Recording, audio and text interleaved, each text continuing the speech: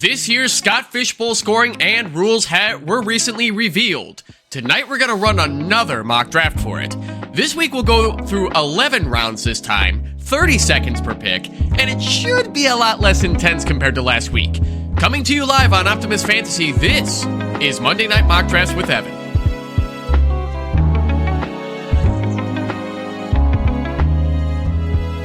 Ladies and gentlemen, welcome to Monday Night Mock Drafts with Evan right here on Optimus Fantasy, coming to you every Monday night until week 1 of the NFL season. I am your host, currently recovering from a cold, Evan Sather. I am feeling a lot better. Please pardon my nasally voice. Tonight, I have a very important guest joining me for Scott Fishbowl mock draft season. He is a co-host of the Bear Report on YouTube. He is also a member of Fantasy Cares, providing you that sweet merch shop where you get those Scott Fishbowl t-shirts. Please welcome to the show, Steven Johnson. Steven, welcome. How are you, my friend? Hey, doing fantastic. Thanks for having me. Ready to get into some mock drafts. It is officially SFB mock draft season, and I tell you, for as many of these as I end up doing, and I'm sure you've done so far this year and even into the Chicago Live draft, you never feel 100% confident when it's all said and done.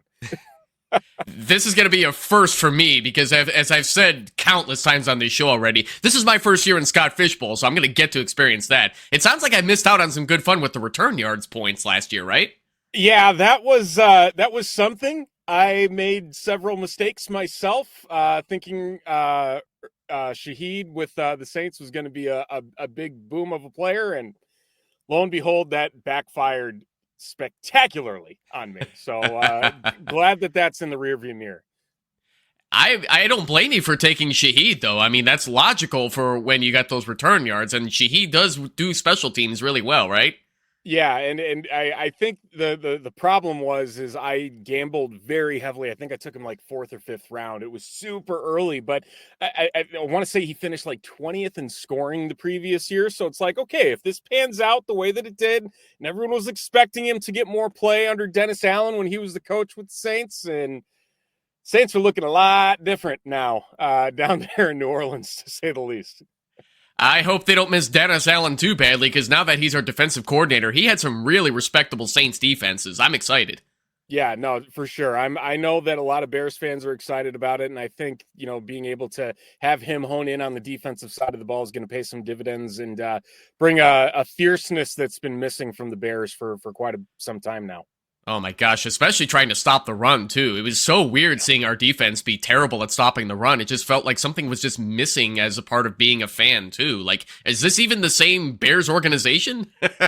Yeah, and I think, between bringing Grady Jarrett in, who's going to be a huge piece to that, and hopefully seeing, more of that young core that the Bears have been building the last couple of years. Fingers crossed. I feel like it's been fingers crossed the last couple off seasons. It's been the champions of the off season that needs to transfer into the regular season at some point here. It's gotta go away. It's like the equivalent of hyperbole. It only takes you so far until it's actually time to step up. And that's, now that we have a real head coach, that hopefully that we can actually start proving to the NFL why we have talent. Yeah, 100%. And it's a good time to be a Bears fan. There's a lot of optimism. Like I said, just need some year-round optimism at that. Indeed. And speaking of some optimism, so you do the Scott Fishbowl merchandise, which I made sure to wear this shirt tonight. Let me step back a little for the camera and let me just show off here the Chicago Cubs Scott Fishbowl shirt, which I happened to pick up like maybe a couple of days before all the football ones came out. So I got to tell you all, for the audience, if you guys haven't gotten your Scott Fishbowl merch yet this season, these are some really nice t-shirts. They're soft, comfy. I like the screen print. It looks like it actually lasts you quite a while instead of going away after like 5 washes. Yeah. So I'm really happy with how these turned out too, Steven. Yeah, no, for sure. It's last year we changed to a new printer, and they've been fantastic. And we've got a fantastic team of designers: Jordan, Bob, Retro Coach, JC. I'm trying to remember. I apologize if I'm missing any names, but I mean, it has just been design after design after design, and it has been just awesome to see it continue to grow, and just all the different ways we can turn logos, especially this year with it being sports, into fish based designs, and definitely some that have left us scratching our head more than others. But it's a fun way to go about raising money for a great cause. And I don't think we're done just yet with designs. I think there's a couple more still to come. Hopefully. With all the live shirts as well, everybody that is drafting live, including yourself. We're doing special live SFB shirts that everybody will get during draft day. So very excited about that. And again, maybe some more surprises along the way as we creep ever closer to both the live draft days as well as the online draft days here for SFB 15. That's what I'm looking forward to as well. I set up the mock draft this evening with 11 rounds. So as I understand it, at the mock draft live, we're just going to stop after 10 for time constraints and to let us, wine and dine and mingle and all that. But tonight we're just going to do 11, as I figured it kind of makes sense, being that we got 22 total, and this will count out what our starting lineups could look like, and I figured that would make some good material. So I figured just as a bit of a disclaimer for the audience, if you're planning on live drafting, this mock draft's just going to be a little different. In addition to, if you're on Sleeper, what I find to be not just me, but what we found to be a little perplexing last week was that you can only sort by flex and super flex. You don't do any positional filtering whatsoever, adding to the further excitement and making it difficult to set up your queues. So, Steven, have you done a lot of other mock drafts so far with this format, and what piece of advice would you give to the audience on how to organize your queues a little more? Yeah, I've never been so happy to draft on my fantasy league this year for that specific reason. I'm not drafting live this year, drafting out of the SC LSU Mud Dogs division out of the 101. So seeing that I can still filter down by position versus just having the one flex column is a very much a breath of fresh air. But really, when it comes to this, and I'll be honest, there is no shortage of preparation that you can do for this. There are some very good resources out there. I feel so bad because I'm going to forget who does it, but there is somebody within the community that does a projection of the scoring based on the league settings. It's a spreadsheet that you donate. A portion goes to Fantasy Cares, and you get that spreadsheet in return. That has done wonders for me, and somebody in the chat can drop it. I know somebody watching knows who I'm talking about here. But really, it's just making it your own. And ultimately, when it comes to SFB as a whole, it's all about meeting new people. It's all about just embracing the journey of, getting the invite, finding your division, putting the chat together, talking with so many people. Like the Chicago live chat is a very lively bunch, as you are well aware. That's part of the fun. There's been a lot of lifelong, friendships that have come out of this league. And again, it's all raising money for a fantastic cause. And it has just the fact that it's just continued to grow and then making an impact and doing the Toys for Tots runs every single holiday season. It's been spectacular, but just embrace it all. Do as much as you can to be a part of it. Don't let the opportunity be wasted. That's the best advice, even whether it's drafting or not. Don't let the opportunity be wasted for being a part of such an awesome thing. Absolutely. Even with these scoring settings, I love what you had to say. Don't be intimidated by all of this. Just embrace the perceived chaos of what Scott and his team has set up, where if you're on MFL, it's going to be a little different, but if you're on Sleeper, 2.5 PPR, which is going to be extra exciting, in addition to all the bonuses that we're going to be getting this year between the positions rushing and receiving, which, whether it comes from quarterbacks or tight ends, the scoring's a little it's roughly the same, but especially when IDP scoring comes in with tackles. So I've been making this joke frequently, Steven. Would it be in any way surprising if Travis Hunter of the Jacksonville Jaguars goes 101 this year because he's expected to be two-way? There are going to be a handful of folks that are going to take Travis Hunter 101. I can almost guarantee that is going to occur. I don't think that there's enough there to say, you know what, this makes a lot of sense. I am honestly scared to death of how the Jaguars are going to use him as a player. Again, we don't see it often, if at all. We were talking before the show. The Bears made a very half-hearted attempt to make Devin Hester a two-way player, and he got smoked by Torrey Holt. The difference here being that Travis Hunter is a much better defensive player, maybe, than an offensive player. Between 2 points of tackle, I don't know. I struggle to see there's going to be enough value that, okay, even if he does get on the field and he is mostly a defensive player, he is a defensive corner. On the offensive side of the ball, what would you consider positive? 4 targets a game at receiver. I can't imagine that there's going to be much of a snap share, especially in his rookie season, that's going to constitute, a strong high draft pick. But that's the fun of the Scott Fish Bowl, is you don't win unless you make the big risks. And there's always somebody willing to make big risks, especially when there's over 5,000 people playing. Speaking of the people playing, I don't want to keep our wonderful crew of mock drafters, many of which showed up from last week. Shout out to all of you. You know who you are. Steven, my man, are you ready? Let's do it. Let's get this started. I'm going to click Start Draft. Here we go. You are up first, my man. So let's see where you take this. Yeah, no, this has been something that I've been going back and forth on. Again, like we were talking, I'm usually a quarterback early guy, and there is one quarterback that I think is bar none the best option, and he led this scoring last year with that, and that is Lamar Jackson. I think that there is a wide gap with the volume that he's going to get on the ground and through the air in that Baltimore offense. I love that pick, too. If you have to take a quarterback 101, you got to follow up on the personal record-setting season he had, with all those career highs he had in passing touchdowns. I don't know if a lot of people realize he only threw 4 interceptions last year. That's insanely low for a quarterback these days, because young quarterbacks tend to struggle a bit with more than 10 interceptions, depending on what the offense gives them. He took great care of the football. Yeah, and again, it's seeing just the evolution of his game. He's getting better offensive players around him, which is also definitely helping. Derrick Henry, obviously, with a lot more left in the tank than a lot of people expected him to have. And then you also bring in DeAndre Hopkins now to pair with Zay Flowers. You bring back Bateman on a new deal. There's a lot brewing there that should work in Lamar Jackson's favor again here in 2025.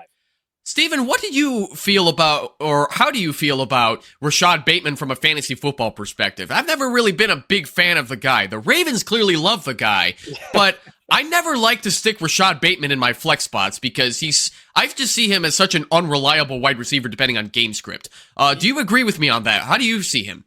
100%. He's definitely more of a DFS play for me, that you play the matchups in certain situations. I tend to avoid him in redraft for those same exact reasons. And again, he is injury needy to a point where you need somebody else to fall in that offense in order for him to get a sizable share that you can rely on slotting him into your lineup. It doesn't make a lot of sense with as many mouths as there are to feed in that offense.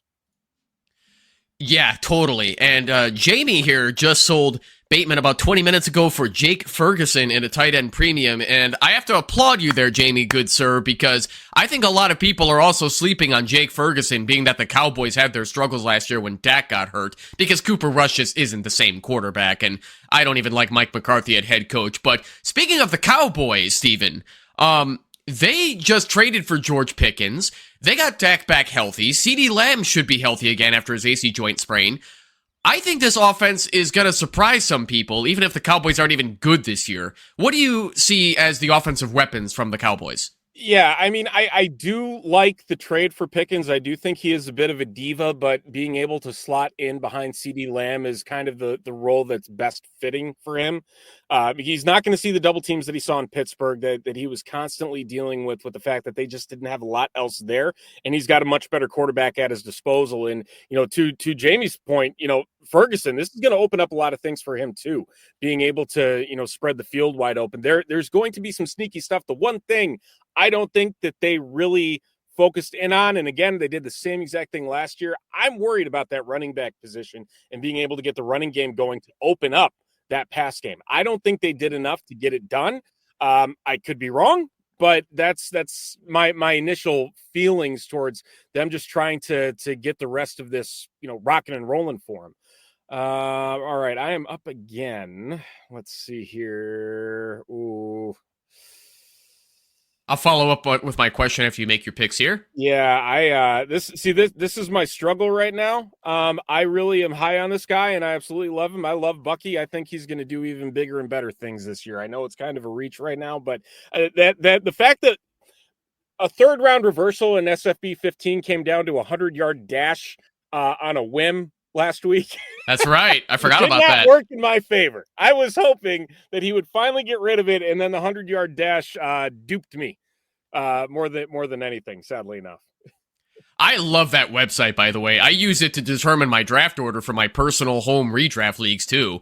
I only just discovered it a couple of years ago, but anyway, that's kind of beside the point. So Bucky Irving seems to be getting a lot of early hype from a lot of fantasy football, seeing him as like the next RB1.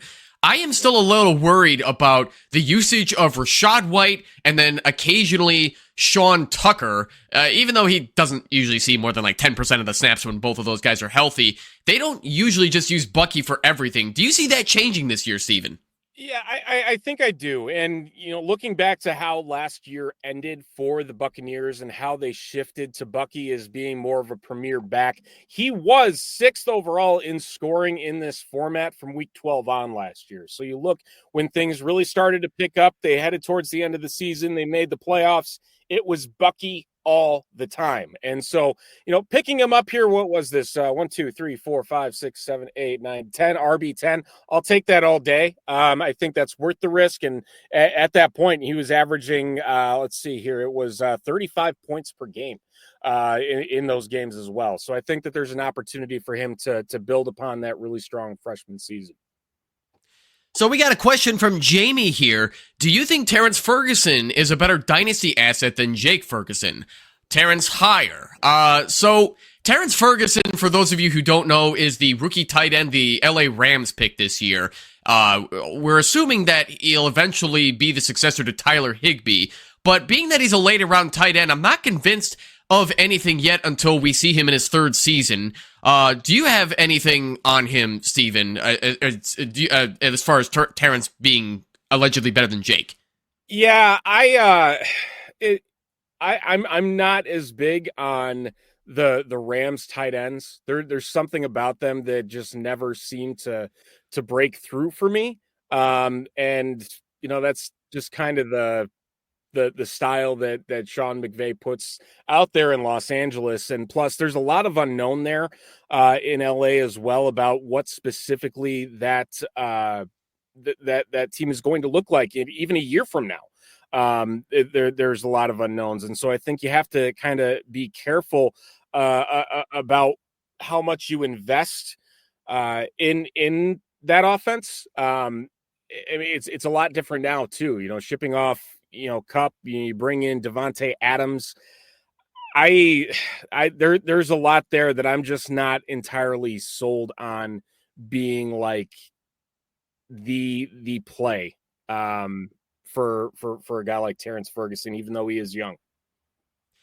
I'd say the biggest piece of that Rams offense I am most worried about at this point is a late 30s Matthew Stafford being held together by duct tape, bubble gum, whatever medical science could come up with to keep that man together so he could throw a football. They got on him. All those years on being on the Lions with those horrible offensive lines, getting the ever-living crap kicked out of him as a result. Yeah. So I don't believe Stafford is in his prime anymore, of course. They're milking the rest of what he has left to offer. But the addition of Devontae Adams, I really like for the Rams, because if anybody's going to get the most out of what's left of Devontae Adams' prime, it's Sean McVay. So I think I'm kind of with you on that, where Terrence Ferguson, I don't like to judge any rookie tight end until their third season because it's a difficult position in the NFL they need time to get used to. But do you agree with me on Devontae Adams having some sneaky wide receiver 2 with upside value? Yeah, I think that he's a unique player, just for what he brings to the table. His separation ability has clearly waned in recent years, and that's the big question is, now getting him on turf for more than half of his games. That should hopefully work in his favor, that you're getting him off of those outdoor areas, and you may be able to get a little bit more output out of him there. And again, just the scheming side of things, because for as much grief as the Jets offense got last year, they were still pretty productive. And I think this is a better situation for Devontae Adams to step into, especially with Puka Nacua there, to get some of the distraction off of what he can bring to the table as the vet in that locker room. So I like him. I'm a little cautious, again, just because he doesn't have the separation ability that he used to, but Devontae Adams is still Devontae Adams. And I think for a mid-round pick where he's kind of going right now to those late single-digit rounds, I think it's something that you definitely have to consider. Yes, and replacing Cooper Kupp in that offense was Devontae Adams, and now Cooper Kupp ended up signing with the Seattle Seahawks. Being that he is expected to pretty much be the wide receiver 2 on that team, let me make my pick here before I finish that question first. Let's go with... do I want to do it? Yes, I do. I'm not as high on Hawkinson, but I'll do it. So, in the Seattle offense, a lot of people have questions about that one, too. How does Cooper Kupp fit in as a slot receiver when Jackson Smith and Jigba is the guy? And they drafted a rookie tight end as well, Elijah Arroyo. Sam Darnold is going to be throwing them both the football after they drafted their rookie quarterback. His name is escaping me at the moment. But what do you see? I'm sorry? Yeah, Jalen Milroe, sorry. Yeah. So, what do you see out of the Seattle offense as it pertains to Cooper Kupp and the rest of their pieces? I'm staying away from that offense. There's nothing about Seattle that I trust. I do not think you're going to see the same Sam Darnold that you saw in Minnesota. I do believe that was definitely a product of the system around him in Minnesota, and going to Seattle with, frankly, a weaker surrounding cast, even though I don't want to discount JSN because he is very much an up-and-coming player. There's not much else there that has me saying this is a situation that's going to elevate everybody.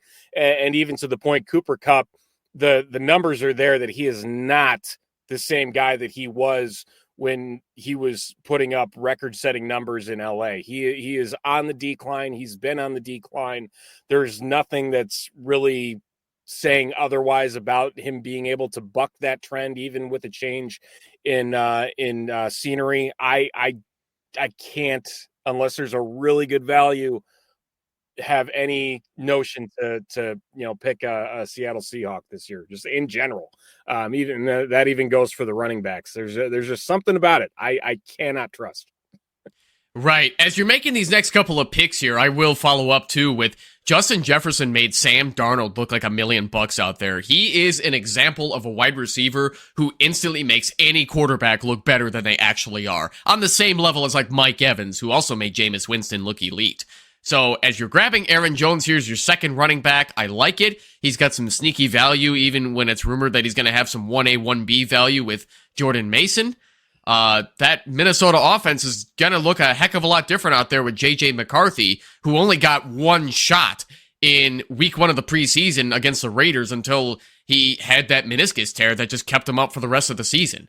Yeah, I'm not so sold that there's going to be a split. For as good as Aaron Jones was, okay, you got Devontae Adams. How about that? All right, well, yeah, no, okay, that was weird.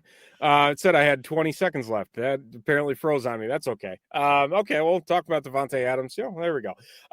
Yeah, there's something about it that just does not screams to me. And I know Jordan Mason had some very good runs with the Niners, especially when CMC was out, and really that entire backfield was a convoluted mess. But you can't discount what Aaron Jones was able to do in that offense with, frankly, a subpar offensive line. He still has plenty left in the tank. He was able to get the ball. I think, if anything, you might see a little bit of a drop off with the goal line packages. But at the same time, I think you're going to still see more than enough production, between the 20s and in certain passing situations where Aaron Jones is going to be able to put up some pretty strong numbers in this offense overall. I believe he was running back 12 last year in this format.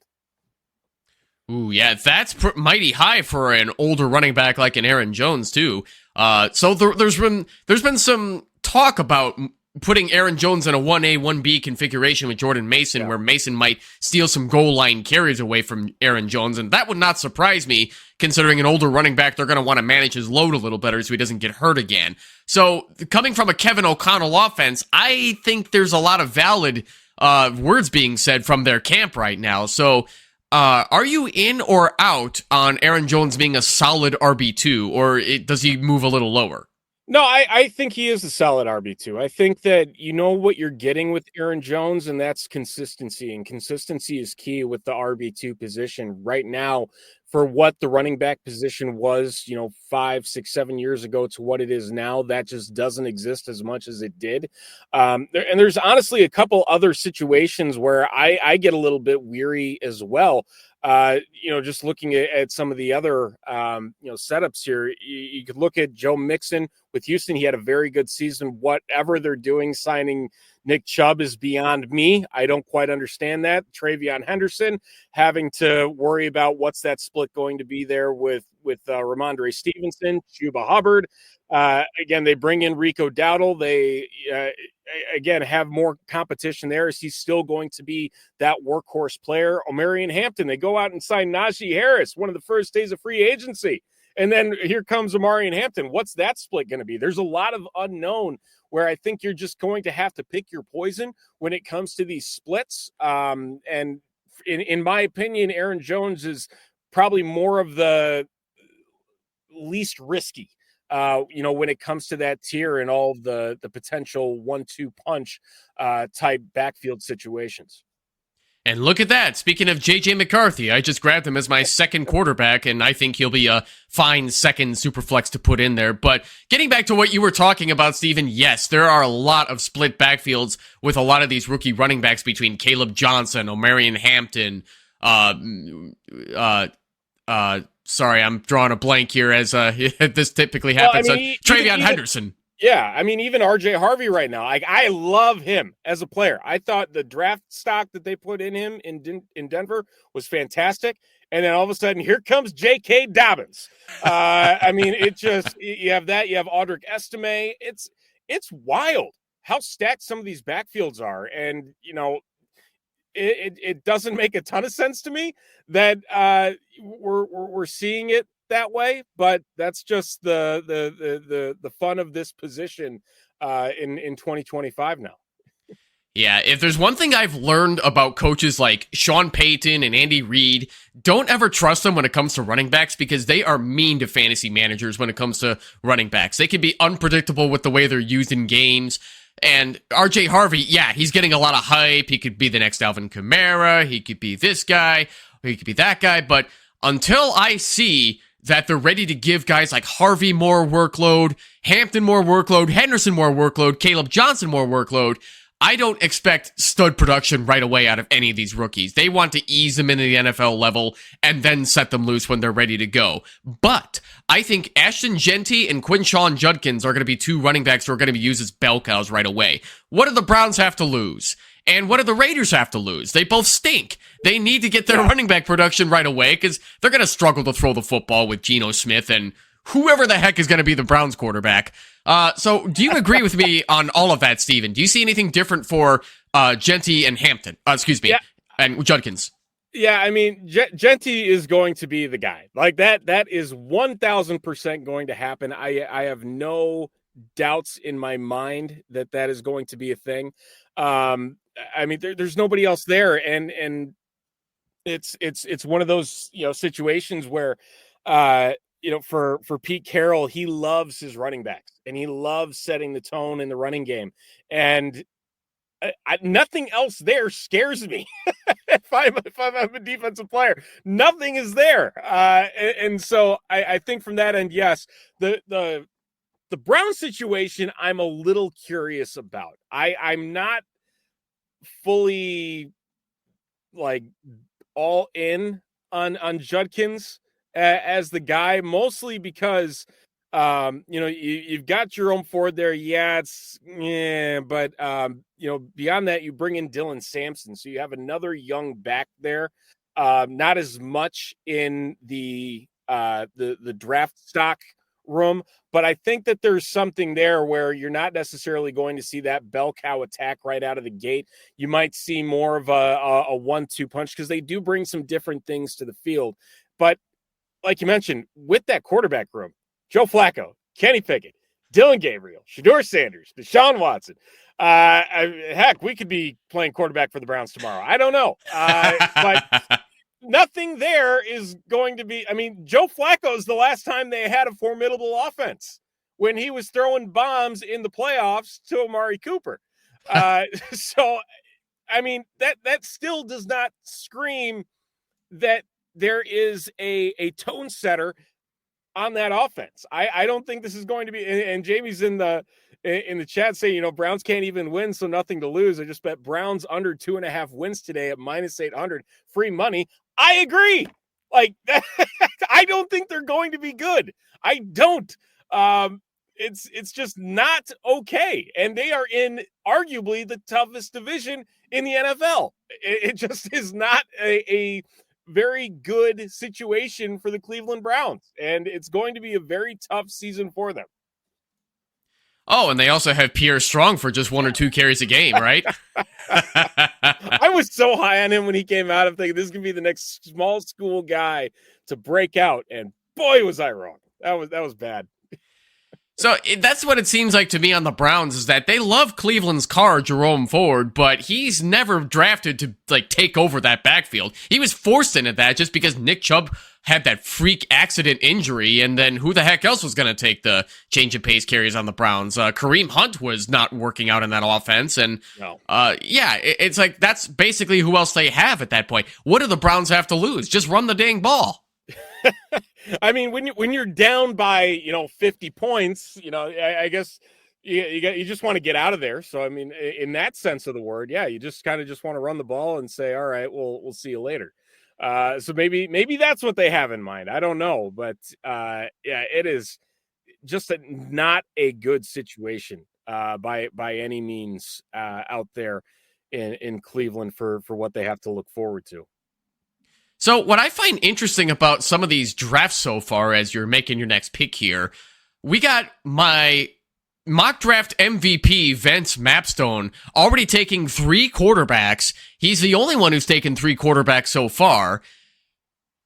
Even though there's only 2 super flex spots with this ultra flex format that we have going here, is it wise to invest as heavily at quarterback, or do you go in a different direction? I think that you need to go after quarterbacks, and this has kind of been a theme of the last few years for what the Fishbowl has been all about, and that's setting up with quarterbacks that have the rushing upside, that you're going to get the points for the carries. And be able to get that dual ability, which we've seen time and time again with Josh Allen, Lamar Jackson, Jalen Hurts. They were the 3 talked about last year off the top of drafts, and really I think it's along those same lines where then you have guys that are more set in just providing big passing numbers like your Joe Burrows, and Brock Purdy's, where I don't think there's going to be as much value, especially from a points per game perspective. You look at the way that things have broken down in this scoring format, even last year, like I mentioned, Lamar Jackson kind of set the tone at 38 points per game. The next closest was 34 at Josh Allen, but it's a very quick drop off where Patrick Mahomes is at 25 points per game, and he's your QB 12 last year. So I mean, you're talking almost 10 points per game in a very different format, and even getting into the back end of the QB2 conversation, you're nearing 20 points per game. I mean, that is a significant difference, and so I think you might end up seeing quite a few people, take a stab at going QB early, especially if the board falls the way that it has. You're going to see a lot of Jaden Daniels. I think he's going to be one of the fast risers in this draft. I mean, here he went at 10th. I would not be shocked to see his average draft position somewhere around 5 by the time it's all said and done and we get into the actual drafts, because, again, you cannot discount that upside with the way that this scoring benefits it. So we got another question from Jamie here. Shout out to Going for Two, by the way. In the current Going for Two mock, he has 6 tight ends going through 9 rounds. What are your thoughts on that strategy, Steven? I mean, here's the thing. Running or tight ends are very much a gold mine in this format. I don't have a problem with it. I watched somebody at the Chicago Live last year draft 6 straight tight ends in 6 straight rounds. It was incredible. And I believe it was the first 6 rounds. I don't know how well they did, but at that same point, I mean, you're talking about Pat Freiermuth. Think about this. Pat Freiermuth was a top 100 player in this scoring format last year. That's huge. Like, think about that. And where has he even been drafted yet? I don't think he has. And so we're talking about a top 100 player towards the end of the 11th round here, and it's not there. It's definitely an interesting strategy that can pay dividends, especially if you load up and get these guys early on. I mean, even let's say you go Bowers and you come back, you grab Kittle. I mean, you can stack a pretty darn good team. And Njoku, I want to say, was a top 50 player in this format, if I'm not mistaken. I'm gonna look this up because I'm pretty sure.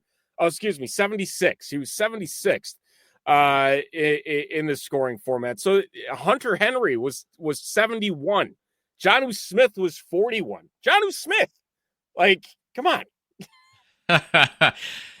So Jamie, congratulations. You convinced 3 of these guys in the last round to take tight ends between Isaiah Likely, Pat Freiermuth, and then Kyle Pitts. So way to go, buddy. I'm rounding it out. We're going Dallas Goedert. Oh, God, yeah. So we just completed this mock draft. This was one heck of a start. These are this is simulating the starting lineups that folks will have if this was the real thing, where then the next 11 guys would just be bench guys. So, Steven, I'll ask the same question I ask everybody so far. From a 10,000-foot view, who had the best first half of this draft?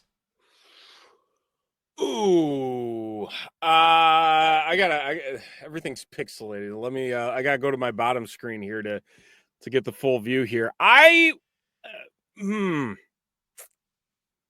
If things work out, I like your start with McCaffrey, Neighbors, Taylor. I think that's a really good 3, and I think that's as good as you're going to get with a start there, especially with 2 workhorses. And if it is Danny Dimes in Indy that's going to be taking snaps, that's only going to benefit what Taylor's able to do.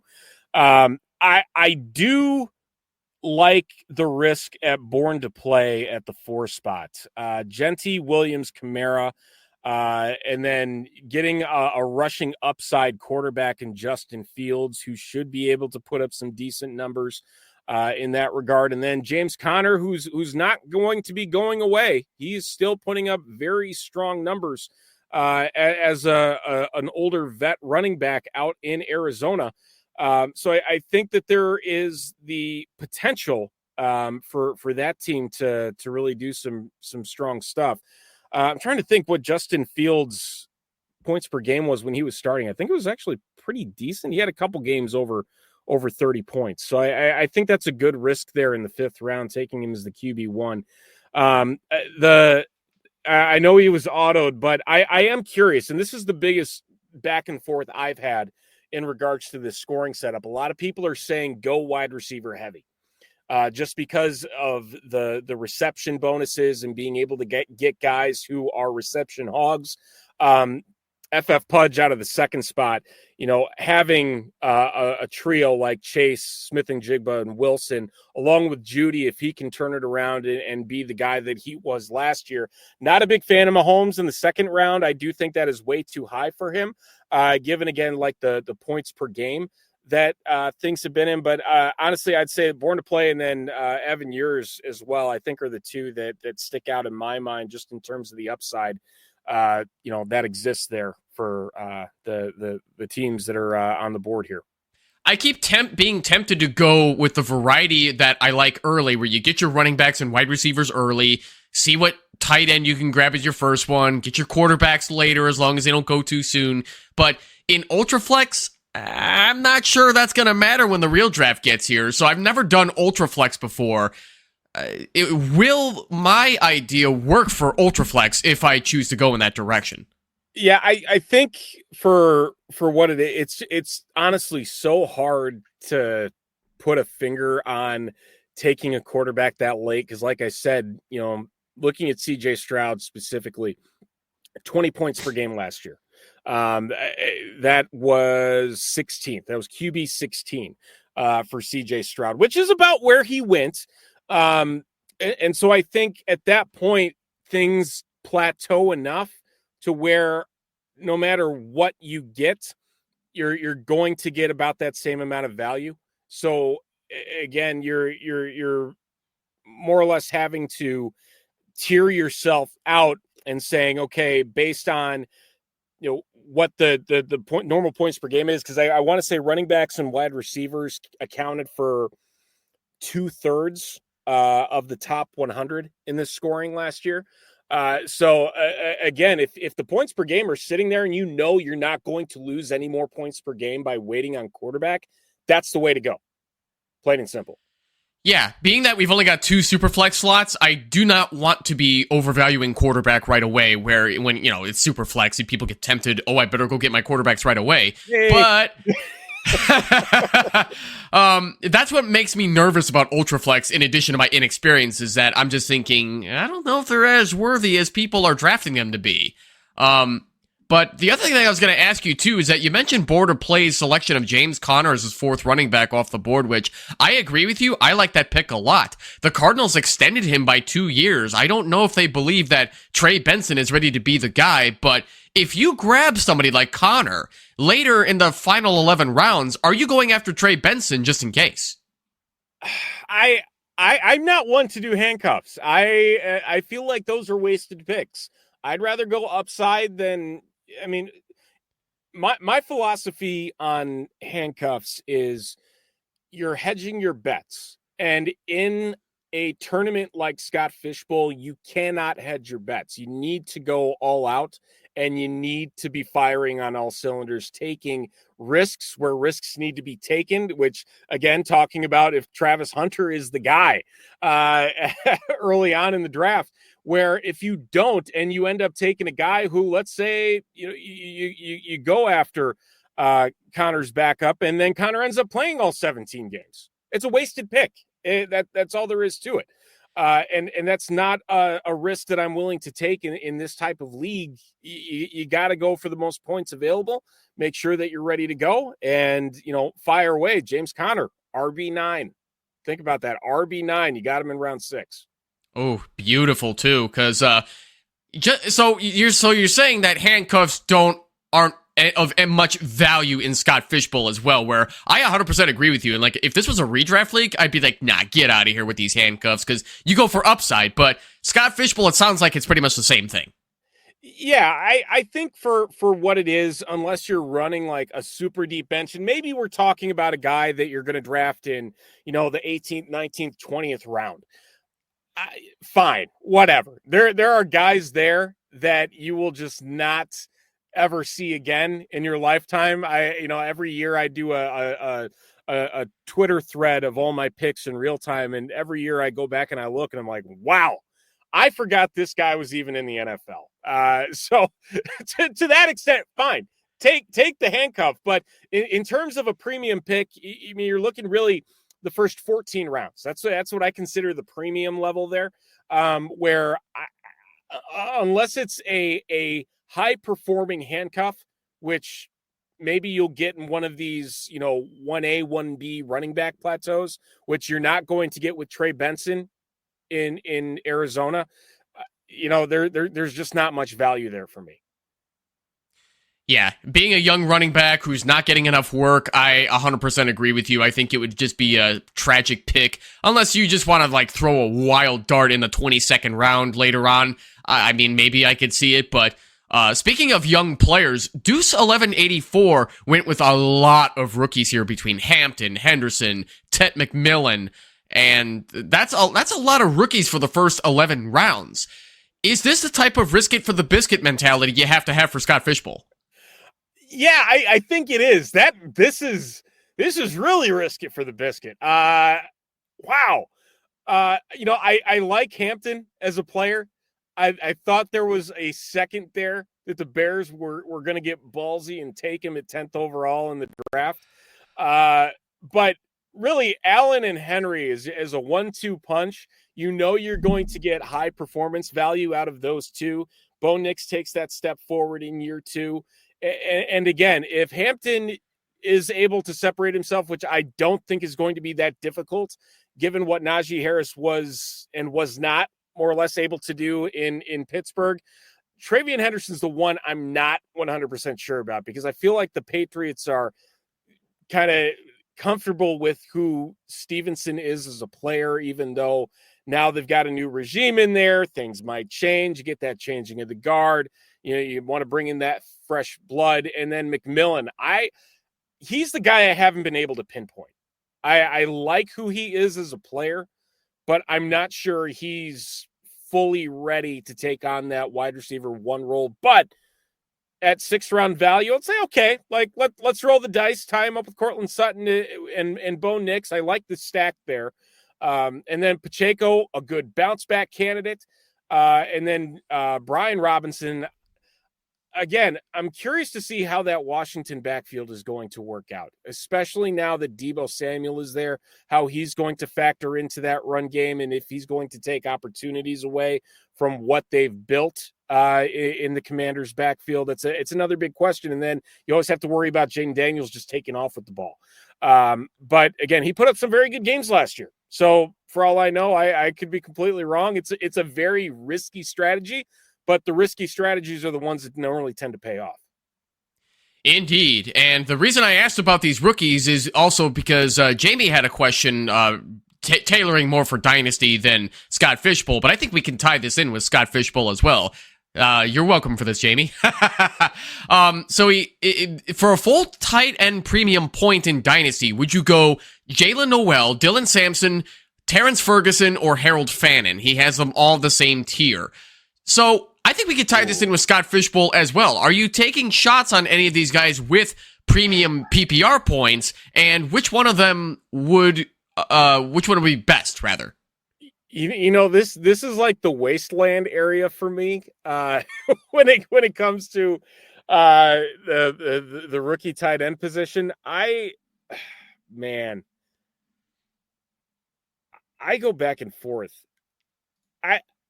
I like Fannin. There's something about him that just speaks to me. I don't know what. I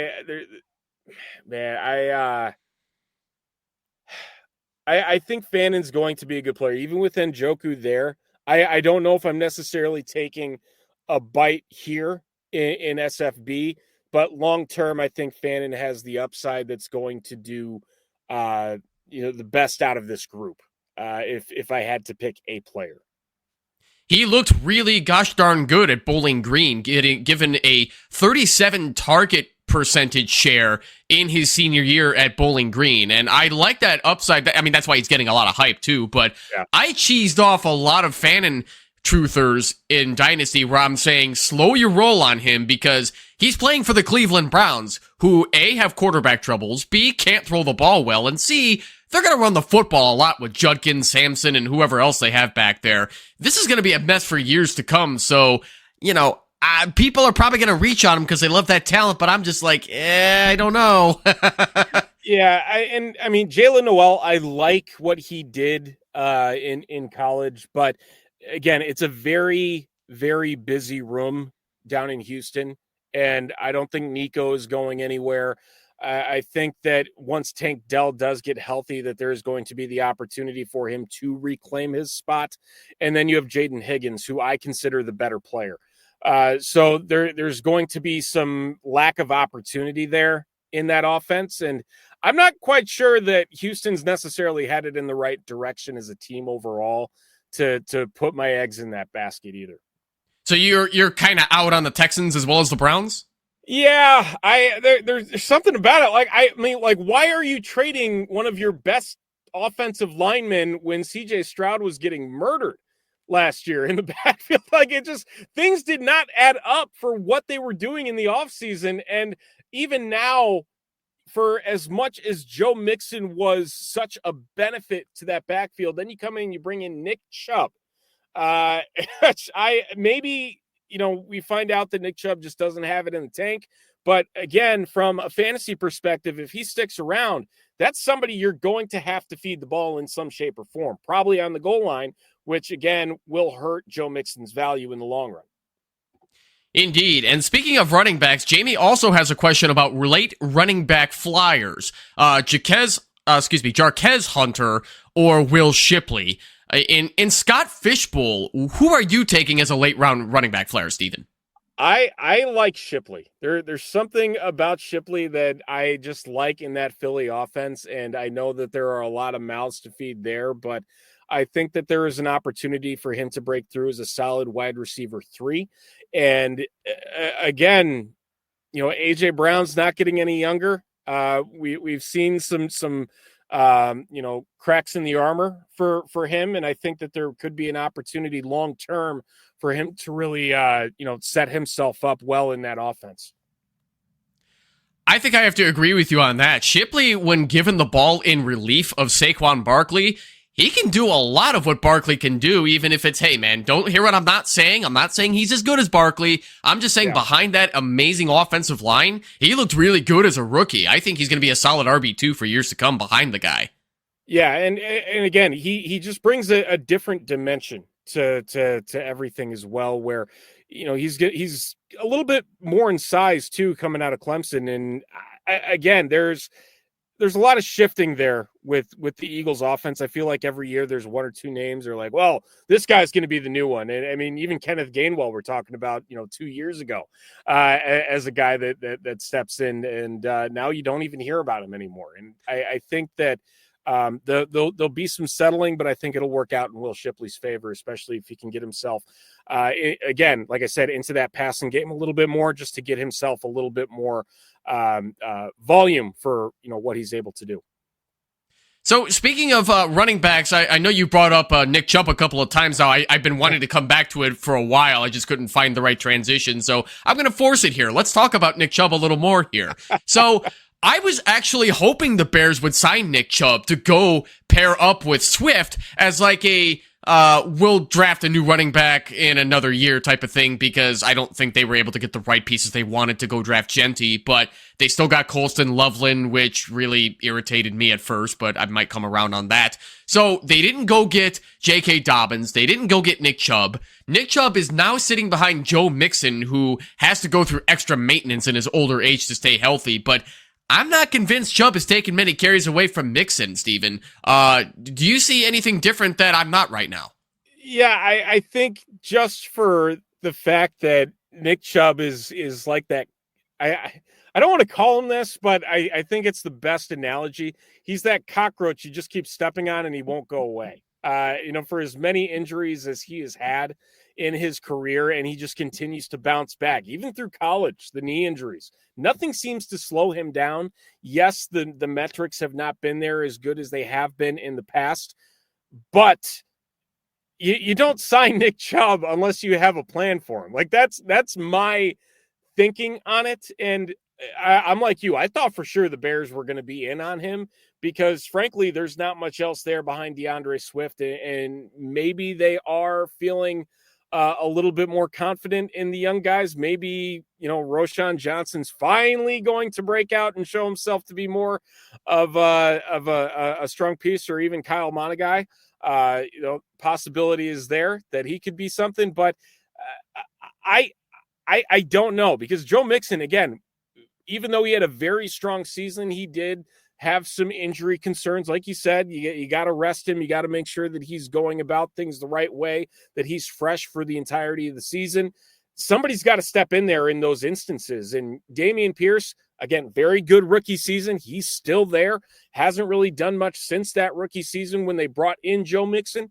But there's going to be an opportunity for Nick Chubb in some shape or form, even on the short-term deal. Yeah, and as far as the backups of the Bears go, between Roshan Johnson, and then we got Travis Homer, and then we also have now the new 7th-round pick Kyle Monagai to join the backfield. I haven't seen enough from Monagai to make me wonder what his role is going to be yet. I think that's still up in the air. We just need to see more out of training camp. But don't get me wrong about Roshan. I like him a lot. He was really good at Texas behind Bijan, but I mean, aside from some goal line carries, I don't think there's much more to show from Roshan. I think he's just going to be just a depth piece in any backfield, whether he's on the Bears or not. It looks like Swift is going to be the guy for the foreseeable future. And New England Fan 12 took him at 705, which is awfully late, behind a few rookies. That I think that's going to be some incredible late value if you're looking for a solid second running back. Is Swift just going to be the guy taking 55 to 65% of the carries again? Well, and here's the thing is DeAndre Swift had his best season under Ben Johnson in Detroit. So, being able to reunite him with Ben Johnson, I think will have its benefits. And beyond that, I do believe that they're seeing enough out of Monagai that has make them say, okay, let's roll with it. Let's see what he has. I mean, he led the Big Ten in rushing last year. So it's not like he's a scrub by any means. And again, very, very, very thin draft value that you're placing on a guy like that. But it's clear that despite, his smaller build, that they like something there. I do think this is going to be DeAndre Swift's backfield to roam. I'm with you. I don't think Roshan's anything more than a short yardage back like he finally kind of fit into at the end of last season. But Monagai's a guy that, especially even in this format, I think I'm willing to take a late flyer on as somebody that could easily outperform the ADP without really having to do much, just because the opportunity exists in that Bears backfield. And again, one injury down, and, we're talking about somebody that can really, blow the lid off of things in that Ben Johnson offense. So very much looking forward to seeing what they're going to do. And again, 0 career fumbles out of Monagai too. So somebody that takes care of the ball, which I'm very excited about. And I think that Ben Johnson is going to value just as much in making sure that he's getting guys out there that he can trust. It's a unique prospect in terms of the rookie running backs this year that just isn't getting enough love. Indeed, and that was a really great point you brought up about Monagai. I forgot that he had 0 fumbles in college whatsoever. I think a lot of people need to start accepting that late round running backs are not scrubs. You don't draft guys that you don't plan on playing. Shout out Matt Montgomery for saying that quote last week. It's still living rent free in my head because it's true. You're not going to take a guy like a Monagai and then be like, well, special teams, just like Travis Homer. He's gonna get to prove himself in camp. Because Jamie, I love your comments, but I just don't think that Roshan Johnson has much more to show. Monagai might be a smaller guy who's probably not going to do a lot of blocking, but somebody's got to replace Swift at some point, being on a short-term deal with the Bears. So ultimately, I definitely love Swift over getting a guy like Tony Pollard, who I want nothing to do with that Tennessee offense. So, as my last question for you on the show here, Steven, so do you want any pieces off of that Tennessee Titan offense this year? You know what? I took the one that I do want, and that's Calvin Ridley. Cam Ward's got to throw to somebody, and especially in a scoring situation where you get a point per target. Nobody said it had to be pretty. But as long as the points are there and Calvin Ridley continues to build on what he was able to do with a really bad quarterback room last year, in Nashville, that there is an opportunity for him to continue stacking on that. So I'm very much looking forward to that opportunity. I'm willing to take a risk on Calvin Ridley in those mid rounds just for that fact that, again, this is going to be a different offense for the Titans, and it should showcase Calvin Ridley as a really good player. Calvin Ridley is probably somebody I'm not going to be reaching on, but if I need like a later round wide receiver to take a shot on, I'll probably do it. But even then, I'm still not that excited about him. But so, so. Yeah. So, all right, ladies and gentlemen, we're going to start to wrap up tonight's show here. But before we do that, I'd like to tell you all a couple of good sponsors of Optimus Fantasy doing great things. We're going to start with Fast Draft Fantasy. So, we all know that you love drafting. After all, it's why you're here. And there's no better place to do it right now than the Fast Draft app. Get in and get out with short drafts you can knock out while you wait at the DMV. The Flex 4 drafts are running hot, and the Origins Gamma contests are only half full. Head over to fastdraft.app and sign up with the promo code OPTIMUS for a $50 deposit match as soon as you finish your first draft. That's 10 free drafts, friends. Head over to fastdraft.app now and get drafting with the promo code OPTIMUS. Also, the Fantasy Football Expo. The Fantasy Football Expo will be here before you know it, and we got you covered. The Fantasy Football Expo is a great chance to meet your favorite analysts from around the industry, participate in meet and greet sessions, watch live industry drafts, and get to hang out with a bunch of fantasy football fanatics for an entire weekend at the Pro Football Hall of Fame. Join the Optimus crew in Canton, Ohio, August 8th through 10 for live meet and greets, golf tournaments, cornhole, parties, panels, and more. Head over to thefantasyfootballexpo.com to get your tickets with our promo codes. Optimus-2025 for $10 off the purchase of a gold, silver, or VIP package. Ultimate-Optimus-2025 for $25 off the purchase of the Ultimate Fan Experience. This includes a Friday exclusive meet and greet ticket to get up close and personal with your favorite fantasy football analysts. Limited number available. Steven, thank you so much for joining me tonight. It's been a wonderful you've been a wonderful guest tonight. Great to have another Bears fan with me. I try not to be too biased with bringing on Bears fans, but hey, man, it still makes me feel good unapologetically. Hey, you got to let one on every once in a while. So greatly appreciate it. Had a lot of fun, and looking forward to hanging out in a couple weeks at the Chicago Live Draft. Absolutely. Ladies and gentlemen, this has been another episode of Monday Night Mock Drafts with Evan. Once again, I'd like to thank my guest, Steven Johnson, for joining us this evening. If you haven't already, subscribe to Bear Report on YouTube. Punch it in, you'll find it. Also, please go buy a shirt from fantasycares.org/shop. Get your Scott Fishbowl merchandise today if you haven't already. Steven, tell the people what else you have coming up over the next few weeks or months that they should be checking out.